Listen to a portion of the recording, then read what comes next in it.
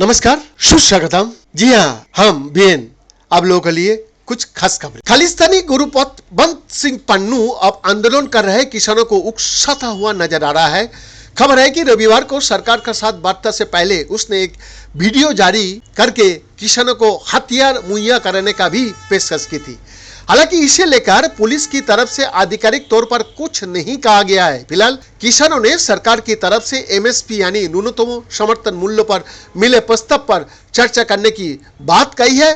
साथ ही 2 दिनों के लिए दिल्ली चलो मार्च को भी 2 दिन के लिए रोका गया है। पन्नू ने रविवार को किसान और सरकार का बीच हुए बातचीत से पहले एक वीडियो जारी किया था। रिपोर्ट के मुताबिक इस वीडियो में उसने शंभू और खनौरी सीमा पर आंदोलन कर रहे किसानों से पुलिस अधिकारियों पर हमले की अपील की थी।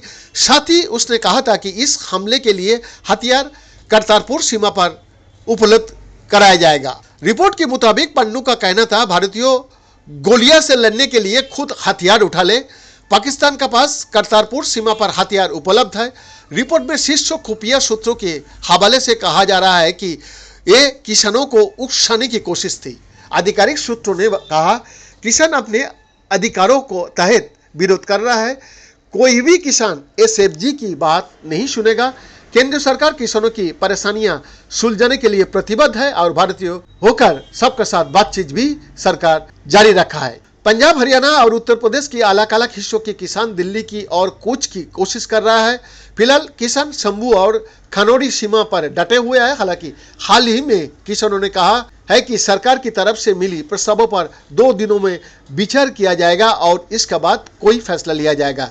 रविवार को किसानों के ताजा प्रदर्शन को 6 दिन पूरा हो चुका है। ये किसान एमएसपी पर कानूनी गारंटी, कर्ज माफी समेत कई मांगों पर केंद्र सरकार से बात करना चाह रहा था। उसके सामने विरोध प्रदर्शन कर रहा था। जी हाँ, 5 साल के समझौता का प्रस्ताव। गोयल ने किसान नेताओं के साथ वार्ता समाप्त होने के बाद रविवार देर रात कहा कि सरकार ने सहकारी समितियों यानी कि एनसीसीएफ, भारतीय राष्ट्रीय उपभोक्ता सहकारी संघ मर्यादित और नैफेड, भारतीय राष्ट्रीय कृषि सहकारी विपणन संघ को एमएसपी पर दालें खरीदने के लिए किसानों को 5 साल का समझौता करने का प्रस्ताव दिया है। उन्होंने कहा, इसके अलावा भारतीय कपास निगम द्वारा एमएसपी पर कपास की फसल खरीदने के लिए किसानों का साथ 5 साल का समझौता करने का प्रस्ताव दिया गया है।